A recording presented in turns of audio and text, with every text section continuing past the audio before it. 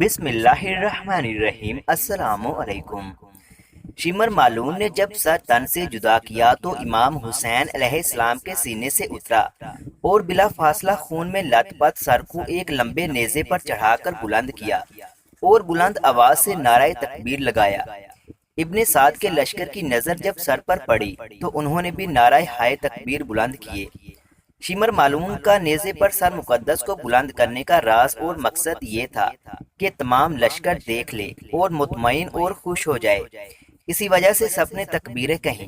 جو ہی امام حسین علیہ السلام کا سر جدا ہوا تو زمین میں زلزلے شروع ہو گئے، فضا سے بہت شور و گل بلند ہوا اور کئی قسم کی آوازیں آنے لگیں۔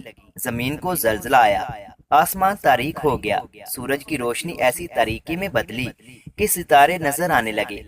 آسمان سے 7 قطرے خون کے گرے اور آسمان سے ندا آئی۔ امام صادق علیہ السلام سے روایت ہے کہ عمر بن سعد کے لشکر سے ایک شخص نے نعرہ لگایا تو انہوں نے پوچھا کہ تجھے کیا ہو گیا ہے؟ اس نے کہا، میں نے خود اپنی آنکھوں سے رسول پاک صلی اللہ علیہ وآلہ وسلم کو دیکھا ہے کہ وہ ایک نظر امام حسین علیہ السلام پر ڈالتے ہیں تو دوسری نگاہ لشکر پر کرتے ہیں، اور میں ڈرتا ہوں کہ ابھی عذاب الہی نازل ہونے والا ہے، اس لیے نعرہ لگایا ہے۔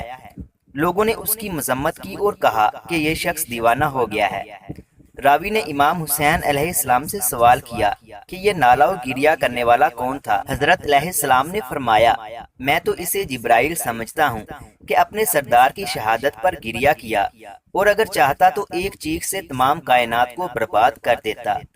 مزید اس طرح کے اسلامی واقعات سننے کے لیے ہمارے یوٹیوب چینل علمی روم کو سبسکرائب لازمی کریں۔ ملتے ہیں اگلی ویڈیو میں۔